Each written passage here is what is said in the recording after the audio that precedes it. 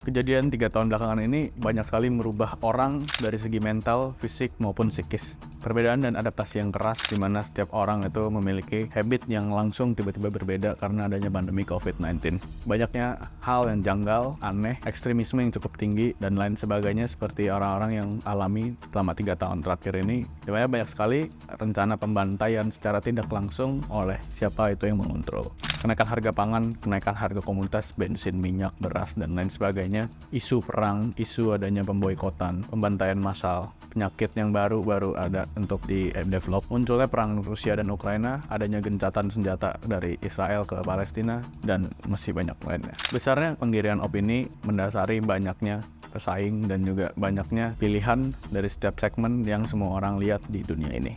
Hancurnya nilai mata uang kalian, sulitnya nyari kerja di negara sendiri, kesenjangan Gini coefficient index, yang miskin jadi miskin, yang kaya makin tambah kaya, lebih kelihatan lagi mau di Indonesia maupun di seluruh dunia. Rusaknya struktural pemerintahan, kabinet kerja yang sudah tidak benar lagi, memberikan polarisasi yang cukup ekstrim ke depannya kepada setiap orang yang ada di negara kita sendiri. Anarkisme, vandalisme, dan SARA masih banyak yang ada di dunia ini. Banyaknya moral dan pola pikir orang yang hancur terhadap adaptasi yang terlalu cepat selama 3 tahun belakangan ini. Kita terhasut dengan yang namanya penjara digitalisasi, dan semua itu sudah dikontrol sama yang namanya Matrix. So there's the problem. Banyaknya influencer yang bilang, how to escape the Matrix, gimana caranya keluar dari Matrix.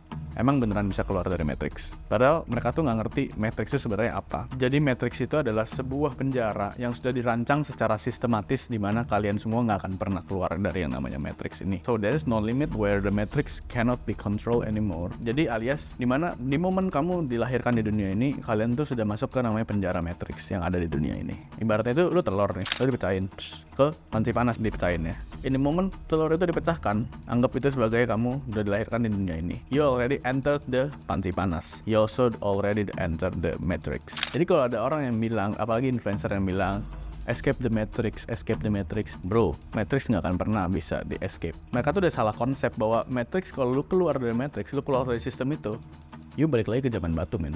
Semua yang kalian lihat, semua yang kalian pakai, jam tangan lu pakai, handphone lu buat telepon lu pakai juga, semua yang kalian makan, lu makan apapun tiap hari, semua yang kalian pelajarin, apapun, dimanapun, semua itu udah diatur sama mereka. Jadi gue pengen kasih tahu doang apa yang dikontrol sama mereka. Cuman 3, kekuasaan dan kekuatan penuh tanpa batas, perintah dari suatu suara, dan yang terakhir adalah satu tatanan dunia baru yang absolut hanya dari mereka. Jadi, gimana cara bermain di dalam Matrix itu? Dan kenapa harus main di dalam Matrix itu? Kalian tuh harus tahu kalian itu ada di lingkaran mana. In the piece of the pie, you ada di mana. Dan kamu harus tahu profil kamu itu seperti apa di dalam lingkaran itu.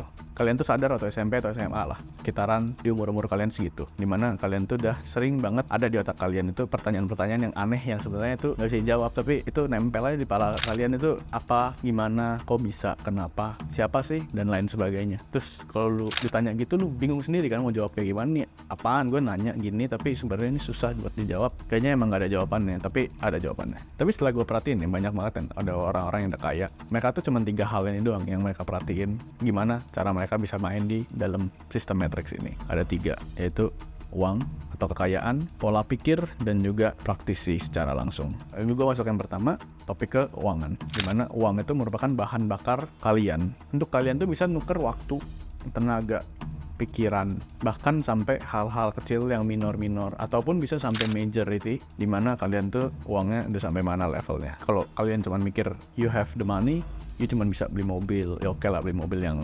supercar dan lain sebagainya, itu cuma bisa beli makan, lu jalan-jalan ke luar negeri dan lain sebagainya. It's not eligibility of the control. At the moment kamu bisa kontrol uang kalian untuk mengontrol orang, you have the game on the Matrix. Kalian harus tahu yang namanya euforia uang, dimana kalian tuh antara gila sama harta atau gila sama kontrol. Gue melihat Matrix ini aspeknya cuman dibagi sama 4 orang ini. The neutral, the exister, yang bodo amat, the controller, and the alpha controller. Alpha controller ini orang yang lebih di atas lagi untuk mengkontrol banyak orang. Kedua itu pola pikir. Semua orang yang ada di dunia ini itu sudah di canvassing, sudah di labeling, sudah digiring, di mana kalian itu dari kecil, bahkan dari lahir itu sudah di brainwash untuk menjadi yang namanya the professional. Tapi jadi profesional emang nggak bagus. keren lah. Misalnya lu dikasih jabatan direktur, jabatan vice president, general manager of supervisor, atau ya something like that lah. Tapi semua yang ada di dalam profesional itu semua ada limitasi plafon. Maksudnya apa?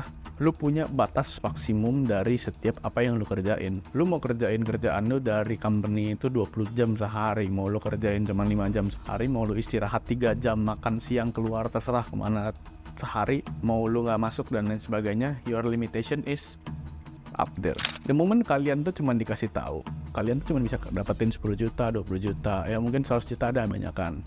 Kalian itu dilimitasi oleh yang namanya matrix. Padahal aslinya kalian kalau emang tahu, di luar sana tuh most of the unlimited money is outside there. Pertanyaannya cuma satu, gimana caranya kalian hasilin di atas 10 juta itu yang udah dibatasin sama matrix itu. Cuman sebelum itu kamu mesti tahu di mana uang berputar, gimana cara pola pikir kalian itu untuk mendapatkan uang itu gimana. Jangan terhambat sama yang namanya omongan orang dan lain sebagainya. How you see the opportunity, you have to visualize.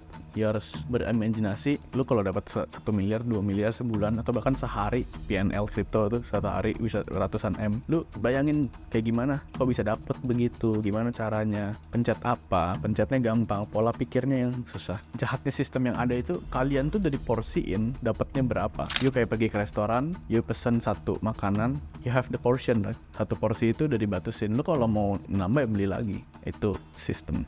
So the last is practical.